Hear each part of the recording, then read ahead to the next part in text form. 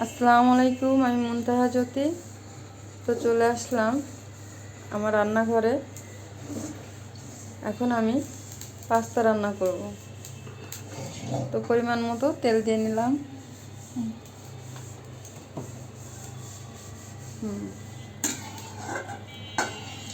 সুন্দর করে তেলটা কড়াইয়ের চারিদিকে গরম হচ্ছে, দেখুন।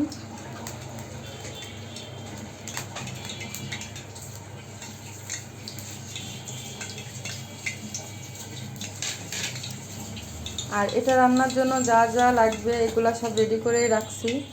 এখানে আছে এই যে মাংসের টুকরা, মরিচ কুচি,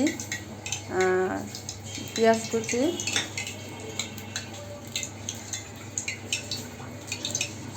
এটা হচ্ছে ম্যাগি মশলা,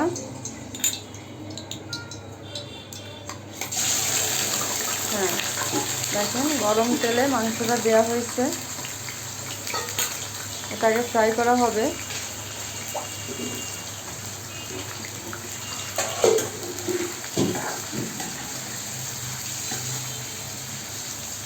হুটহাট করে বাচ্চাদের আসলে কি বলবো, সন্ধ্যার নাস্তা করতে গেলে ওরা বায়না করে, তো সেভাবেই এটা হচ্ছে গিয়ে করা, কোনো প্ল্যান করা না।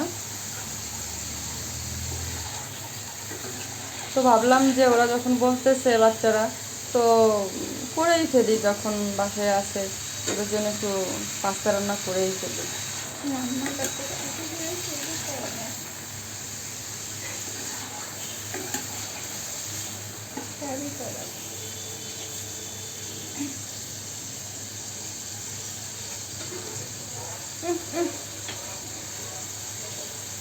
তো এখানে কিন্তু পাওয়ারটা ফুল নাই, মিডিয়াম আঁচে আছে। কারণ ফুল দিলে দেখা যাবে কি আমার মাংসটা কাঁচা থাকতে পারে বা পুড়ে যেতে পারে, ভিতরে সিদ্ধ না হতে পারে। হ্যাঁ, তো এদিকে খেয়াল রাখতে হবে।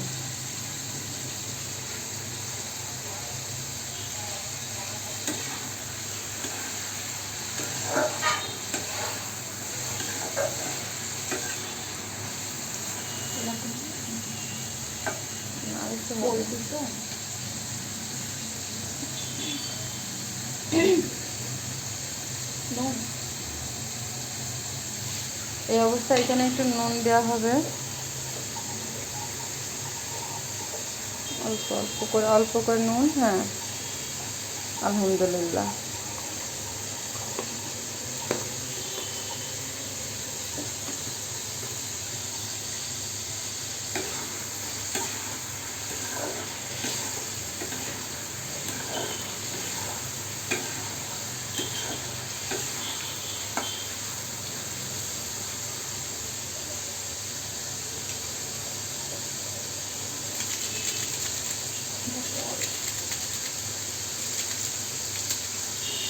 ভালো করে ভাজা ভাজা উঠায় রাখবো, তারপরে হচ্ছে পেঁয়াজ।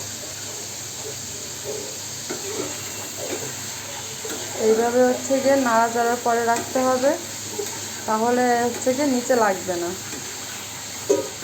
আর ভাজাটাও সুন্দর হবে।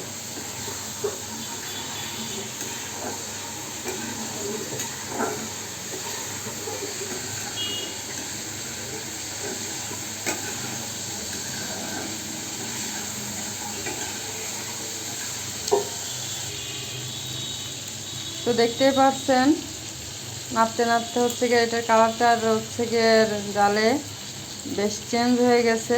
আশা করা যায় যে এটা সিদ্ধর দিকে চলে গেছে ফ্রাইটা।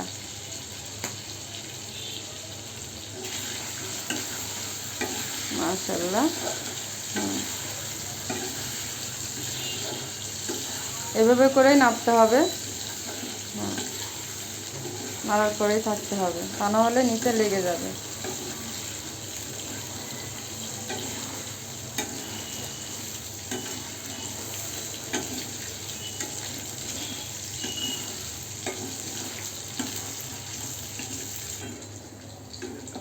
তো দেখতেই পারছেন আমার ভাজাটা প্রায় অলমোস্ট হয়ে গেছে। আমি চুলার আঁচটাও নিভিয়ে দিয়েছি। এখন এটা আমি উঠাই নিচ্ছি একটা পাত্রে। হ্যাঁ, এটা ধুয়ে নিয়ে আসো। চামচটা রাখেন। হ্যাঁ,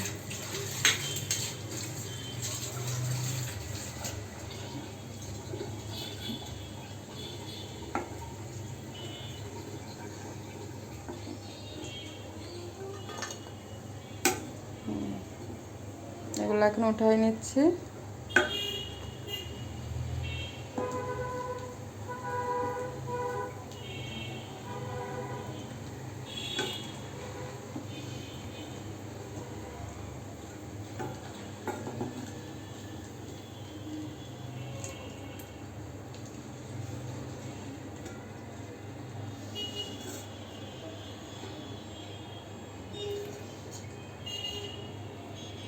মাশাআল্লাহ, দেখছেন?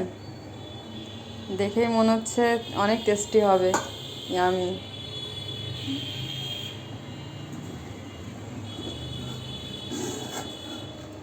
এটা রাফসান হকের রান্না না, এটা মুনতাহা জ্যোতির রান্না বলে কথা। আলহামদুলিল্লাহ।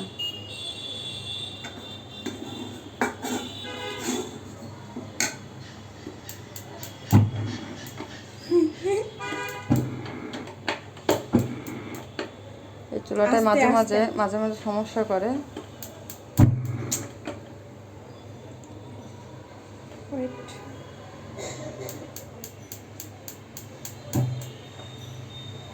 হ্যাঁ, ফাইনালি আলহামদুলিল্লাহ। বিসমিল্লাহ। দাও।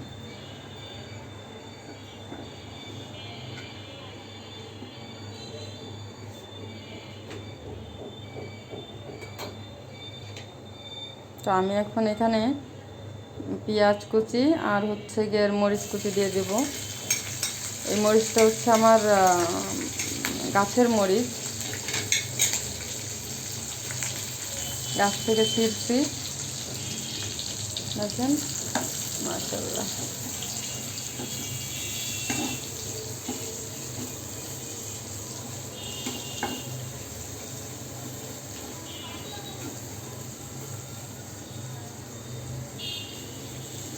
চারিদিকে এত এত ভেজাল যে মনে হয় যে সব কিছু যদি নিজেরাই হচ্ছে গিয়ে নিজেদের গাছ থেকে যদি রোপণ করে খাইতে পারতাম, তাহলে মনে হয় বেশি হচ্ছে গিয়ে মনের দিক দিয়ে ভালো লাগতো, যে না আমি ভেজাল মুক্ত একটা হচ্ছে গিয়ে খাবার খাচ্ছি।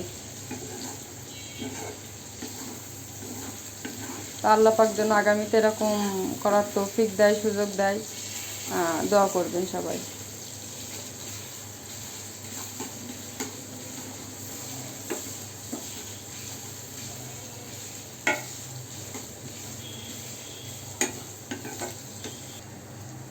তো দেখেন, মানে সাডেনলি যেহেতু প্ল্যান, তো সসটা, বাসার সসটা দেখেন শেষের পথে কিছু পরিমাণ বের হচ্ছে।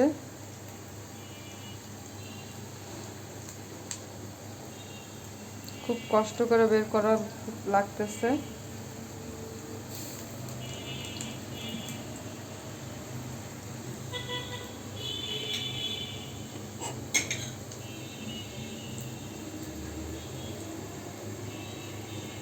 একটু কোথায়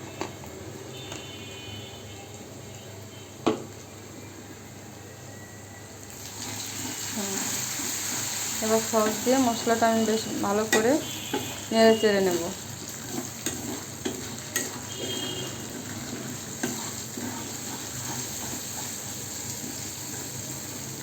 এভাবে সসটা আমি নেড়ে চেড়ে নেব। তারপর পরিমাণ মতো কিছুটা নুন, হ্যাঁ, দিয়ে দিলাম।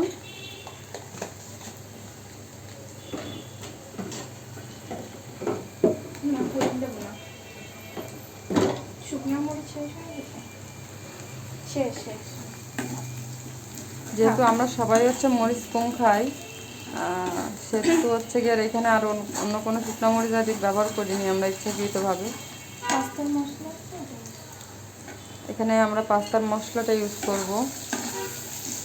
তো সেই ভেজে রাখা গোশটা এখন ঢেলে দেওয়া হলো মশলার সঙ্গে। এটা এখন সুন্দর করে আবার নাড়াচাড়া করা হচ্ছে, দেখেন।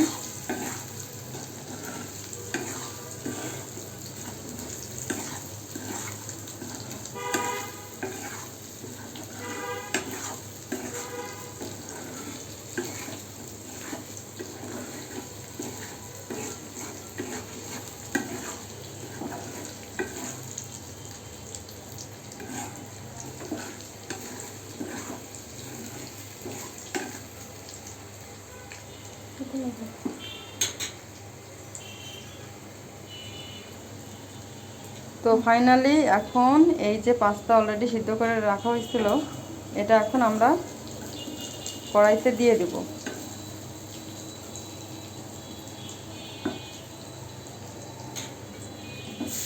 বিসমিল্লাহ।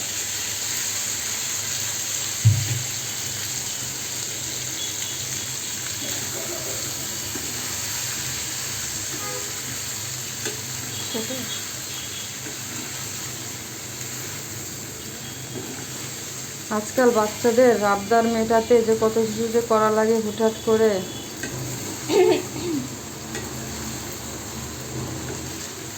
মায়েরাই বোঝে এগুলা।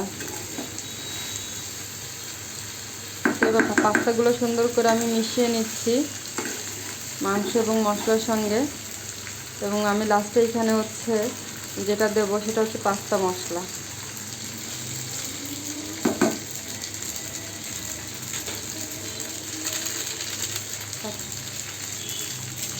এটা আমি কাঁচি দিয়ে কেটে নেব।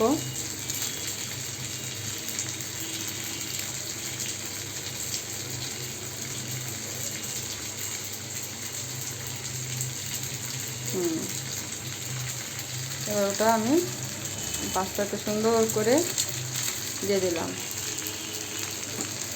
এবার আবার ওটা দিয়ে নাড়িয়ে দেবো সুন্দর করে, নেড়ে চেড়ে ওটা মিক্স করে দেবো। এই পর্যায়ে আমার চুলার আঁচ থাকবে মিডিয়াম টু লো আছে। এটা অবশ্যই খেয়াল রাখবেন, তা না হলে নিচে লেগে যাবে, আর ওভাবে তা না হলে হচ্ছে গিয়ে টেস্ট নষ্ট হয়ে যাবে যদি আপনি বেশি আঁচ দেন।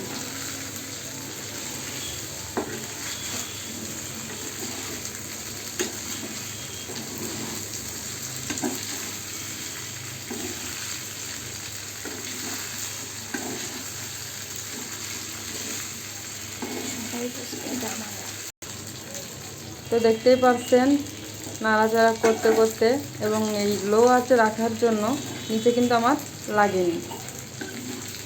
তো এভাবে করে একটু খেয়াল রাখবেন। হ্যাঁ,